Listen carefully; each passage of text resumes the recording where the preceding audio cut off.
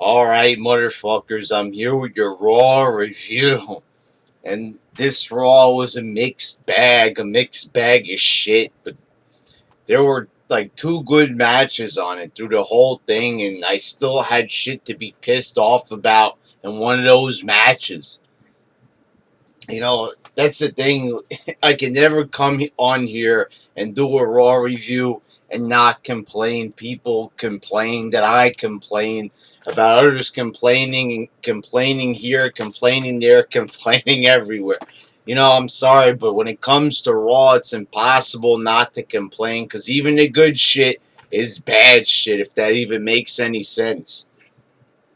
So we start off with the Authority, and they come out, they announce a couple of first evers tonight. It's gonna be a night of firsts. Firsts kind of first that you don't want to see, or first that end badly, and we'll get to that in a moment. But first evers. Ooh, this is exciting. But of course, there's always got to be a catch with WWE. You can't just have good. You got to have bad with the good because, how could you just have good? How could you just have good matches and moments? That's fucking outrageous. How dare you suggest such a thing that this could just be a good Raw, first evers, and, that would just lead to good matches and new moments and, just general good stuff. But no. It can't just be that way. It can't be an open shut case where it's just good shit. You gotta have a whole bunch of shitty shit surrounding the bad shit, orbiting around it, or the good shit rather. I'm even confusing myself. But anyway, here we go. So Darty announces that, and here we go with the first match. It was Big Show and Dean Ambrose, one of the first ever. Yeah, believe it or not, Big Show and Dean Ambrose haven't never wrestled each other on TV. Why do I feel like they have? Like it kind of would have happened already, but it didn't, I guess. I don't know. This never happened on SmackDown or anything. Well, I guess not, but I was pretty bored during this fucking match, as expected. It is the Big Show, but the whole concept of this match was Dean Ambrose almost getting counted out.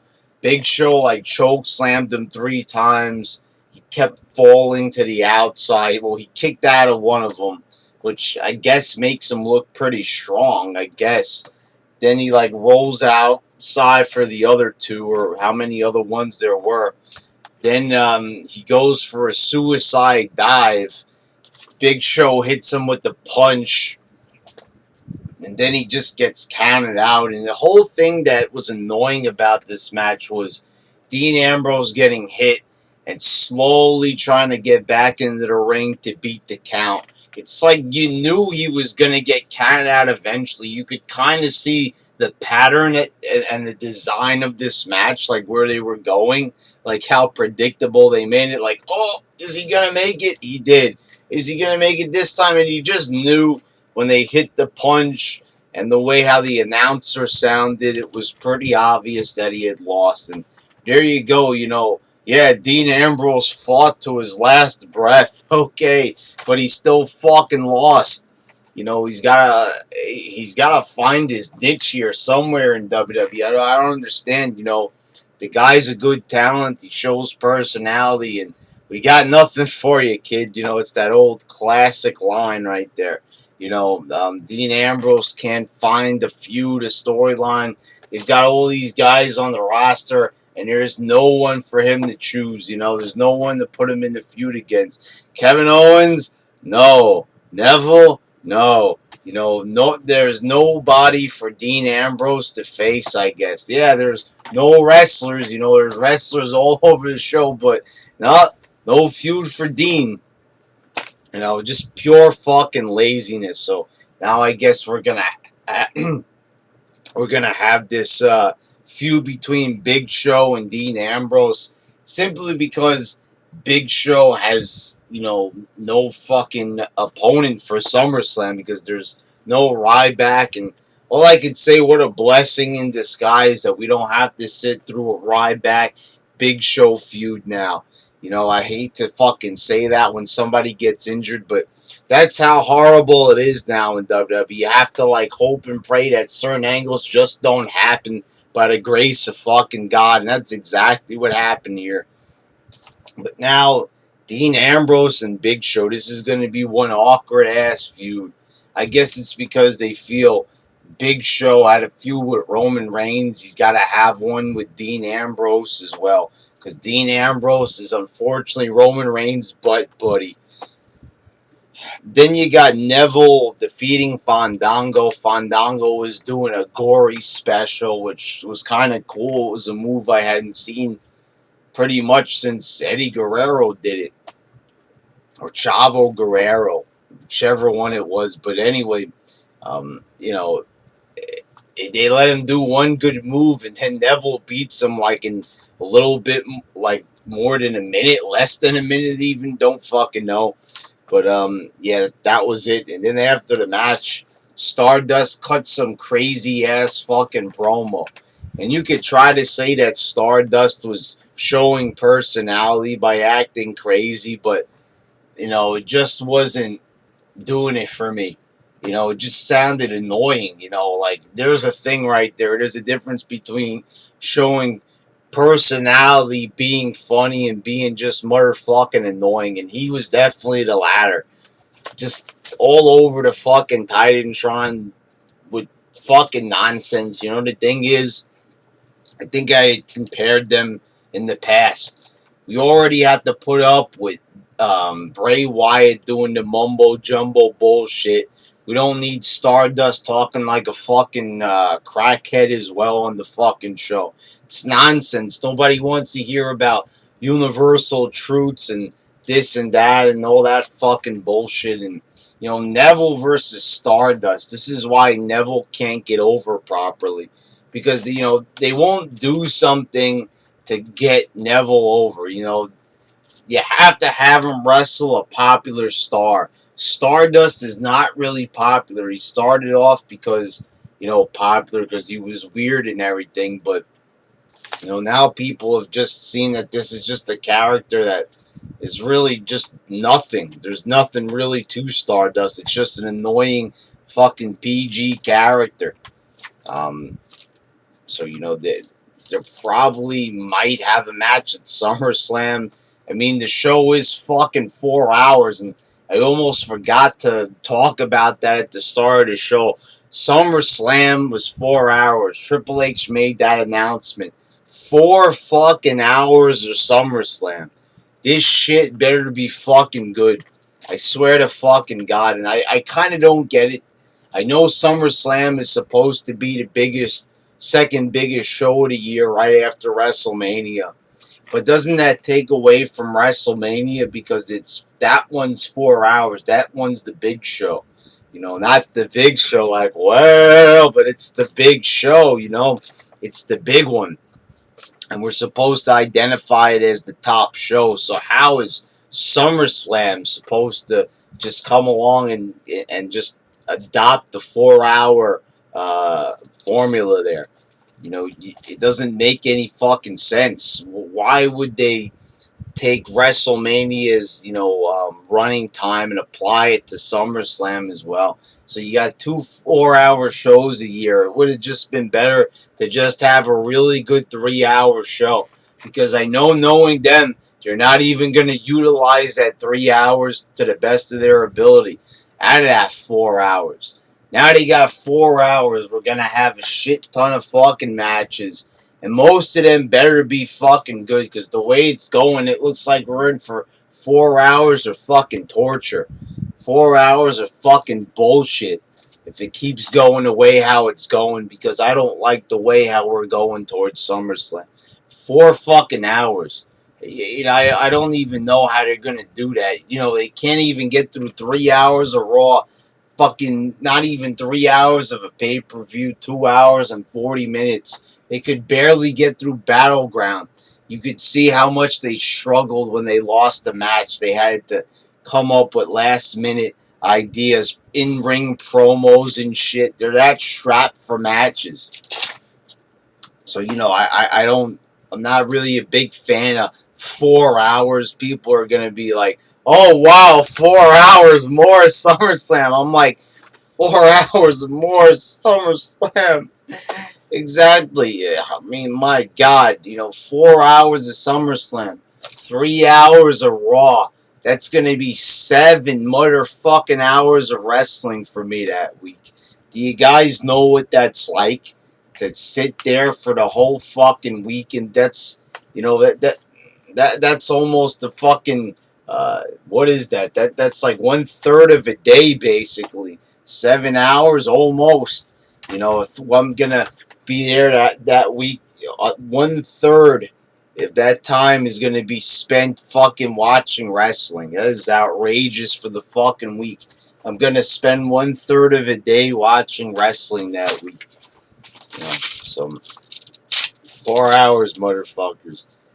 So you could look forward to your Neville and Stardust matches. Then it was Sasha defeating Paige, and this was a good match. It's about fucking time. This was one of the first evers, and this was a good first ever. This is a match that they should do a few more times. A lot of chemistry between these two. I'm really happy that they got Sasha Banks on the main roster. Looks like she's here to stay.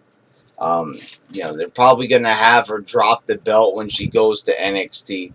And I'm pretty fucking excited. So she'll drop it to Bayley, I guess. So pretty excited about, Sasha staying here full time, because if we keep getting matches like this one, this is going to be fucking awesome. Sasha won with the Benoit, or the Bank statement.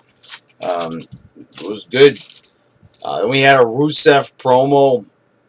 Rusev comes in with Summer Rae, which brings out Lana. Lana says that, Rusev is just trying to make Lana jealous.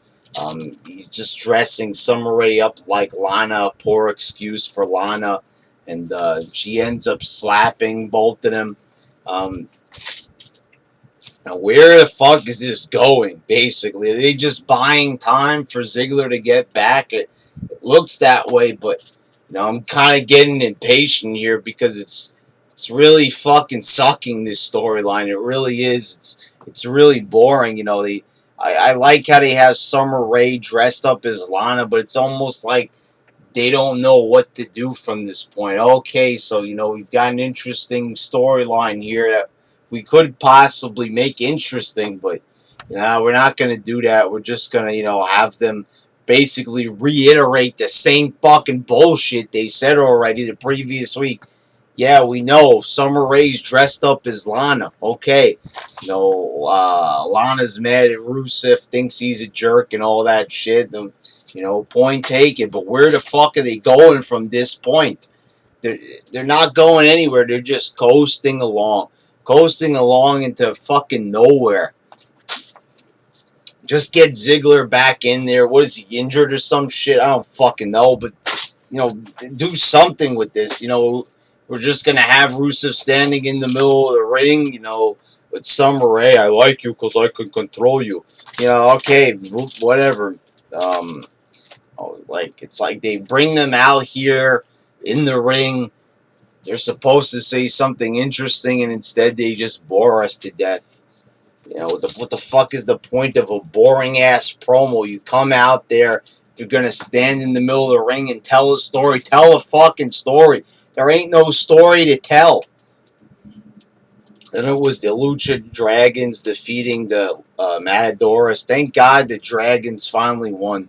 Match was okay. The commentary was funny. I can't help but feel that sometimes Titus O'Neil gets underneath JBL's skin, and he doesn't know what to do in the PG parameters. And I thought it was pretty entertaining. But the thing is, it's like the commentary is just so out of this world nowadays. You would never hear anything like this back in the day. It's just like, so, whoa, what the fuck? Not even really calling the match. Titus O'Neil has shown a lot of personality, and this is what I've been saying all these years. The guy's got a huge fucking personality. He could be utilized so much more than just a tag champion. He might not be a wrestler capable of 5-star matches, but he is a wrestler capable of cutting a really good promo and telling a really good story. Look at that. They give him an open mic. The guy is basically off the script most of the time, or he refuses to talk on a script, and he's great. And he really throws JBL off his game. JBL seems like he really fucking hates Titus O'Neil, and it doesn't seem like it's part of the show. You could just tell that JBL was just he was flustered, to say the least. It was an alright match, I guess. There was so much going on with commentary and New Day coming down to ringside.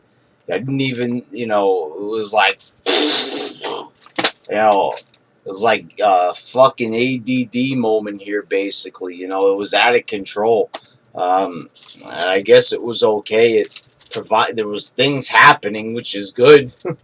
Then you had Bray Wyatt. Yes, this is somebody I have a very, mixed relationship here with Mr. Wyatt. Bray Wyatt and Luke Harper back together. So, they don't know what to do with Harper. He started off as basically a mute. Then he started cutting promos. Then they went back to having him basically be a mute again and just being retarded, basically saying one-liners. I'm a team player. You had that, and now they're back to Luke Harper speaking full speech again. I don't know where to go with his character.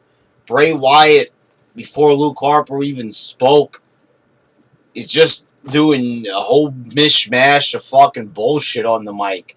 What the hell did any of that shit even mean? I mean, do you people who praise Bray Wyatt's promos all the time, are you really listening to the context of the promo? Are you really sitting there enjoying it, enjoying not knowing what's being said? And if you say that you know what's being said, then please type it in the comments. Let me know what exactly was being said during this promo. And don't just say he was talking about bringing Luke Harper back into the fold. Bull fucking shit. It took 10 minutes for him to say that Luke Harper is coming back to the Wyatt family. Is that exactly what all that shit that he said was about? Luke Harper gets on the mic, and I perfectly understood what he said. He would die for Wyatt. He would do anything for him. Okay, that makes sense. Luke Harper makes sense. Why can't Bray Wyatt make sense? Well, why can one man, communicate properly and the other one is just basically jumbling his words and doing a bunch of riddles?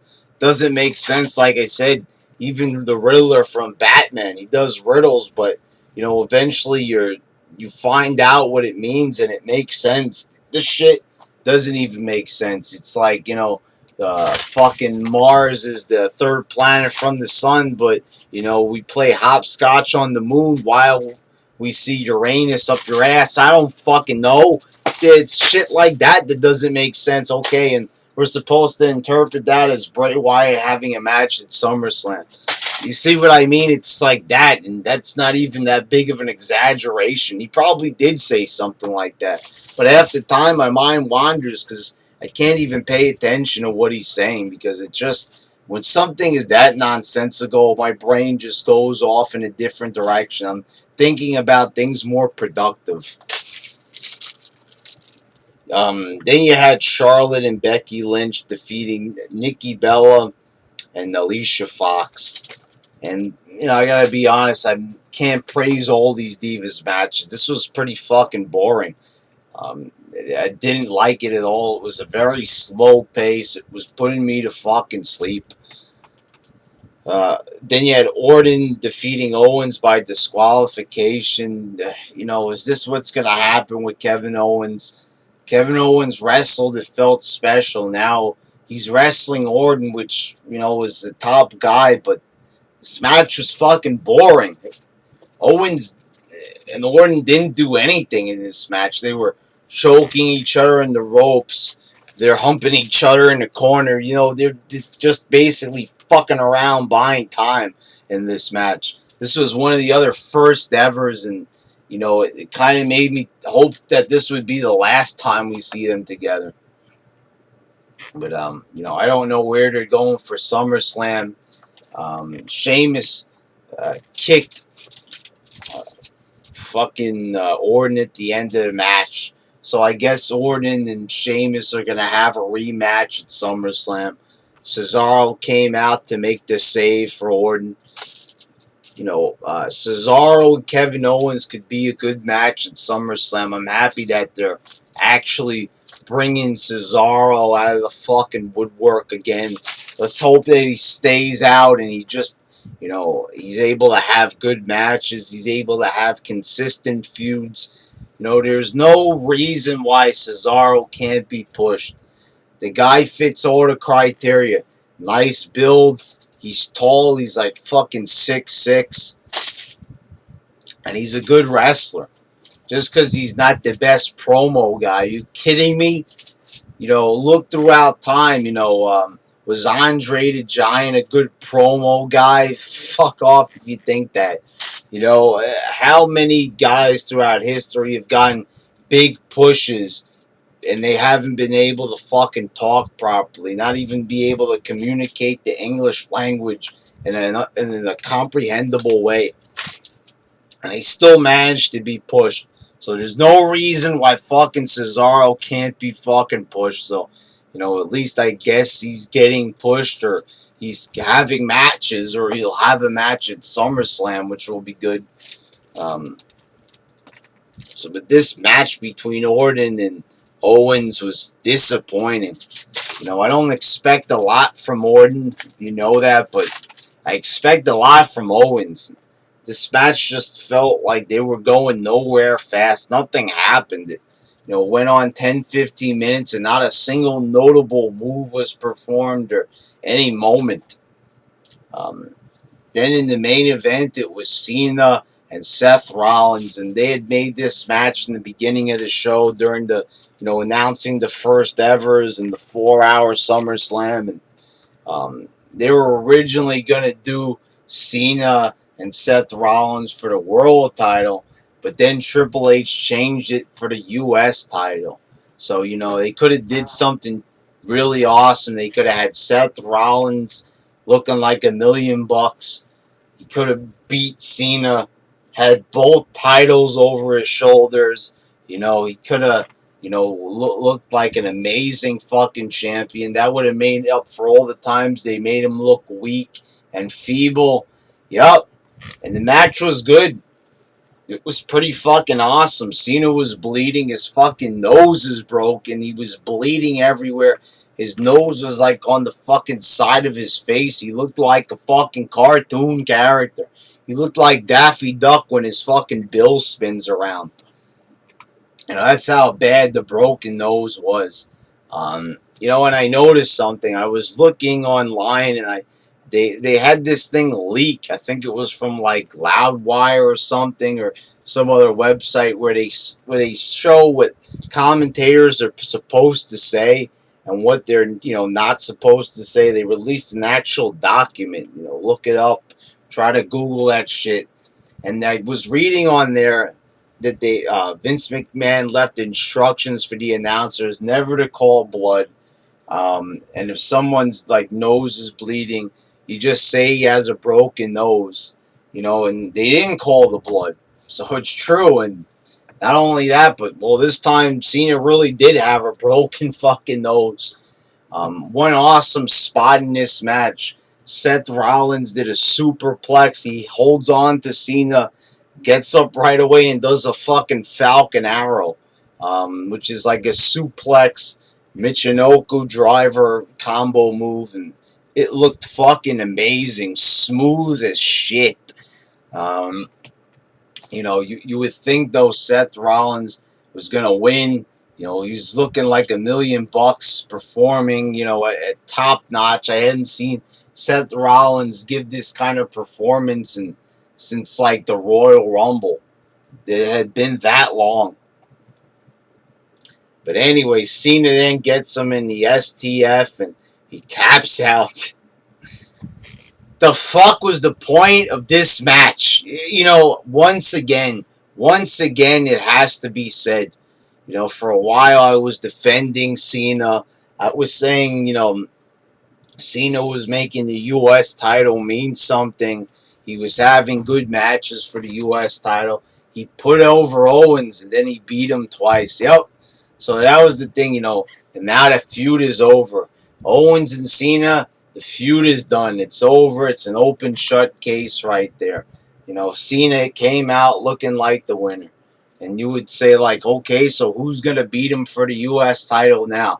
Oh, now I understand, because they were saving him for Rollins. The world champion is going to beat the U.S. champion because he's the world champion. He's the champion of the world, not just the U.S., not just the United States. So that makes perfect sense. Seth Rollins is going to be the one that beats Cena. And then Cena wins again. And not only does he win, but he gets the tap out victory. And we've talked about this a number of times. And I know a lot of people agree with me. To have somebody tap out is the most definitive way of beating them. And especially when it's with Cena. The world champion tapping out to John Cena. And the thing is, this is a move that a lot of people have simply got to the ropes 1,000 times for. I even think Zack Ryder even managed to get out of the STF when they had a match on Raw with, remember, with the crew of Entourage and shit. I think even Zack Ryder got out of it. Now you got the world fucking champion who should be able to kick out of fucking everything because he's the world fucking champion. Instead, nope. Just taps out like that. World champion looks like a fucking bitch. Not to take anything away from this match. It was a good match. There was a lot of awesome shit from fucking Rollins. And even Cena did his part. But the fucking, you know, finish just made me fucking sick to my stomach once again. I'm already fucking vomiting from thinking about Battleground and how that match ended. Now we fast forward to this Raw and the way this fucking finished. You know something? This is just fucking ridiculous already. It is. It's like, who is anybody allowed to fucking beat him? You get a victory over Cena, and then to make up for it, Cena has to win 100 more matches. Okay, so, you know, someone will beat Cena in another 96 matches. Wonder who it's going to be. You know, enough already with this bullshit. Just, you know, Cena's had enough. 15 titles already. Looks like he's on his way to a 16th world title. Looks like he's about to surpass Ric Flair. You know, our nightmares that are about to come true. We're going to look back on history, and the man who won the most world titles is going to be John Cena. You know, we're going to look back, and names like Hulk Hogan. Hulk Hogan's won the title like, what, 5 times or something? You know, we're going to look back and we're going to see, you know, these big names with a lot less titles. And, you know, we're going to see John Cena and Randy Orton's name, and these guys are going to shine above the rest. You know, future generations are going to look back and be like, oh, Cena and Orton, those are the best wrestlers of all time. Look how many world titles they won.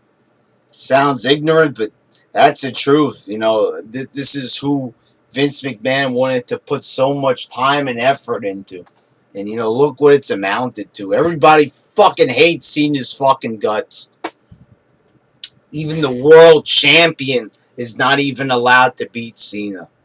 You know, and not like that. It's not just like he gets pinned. He has to tap out to Cena.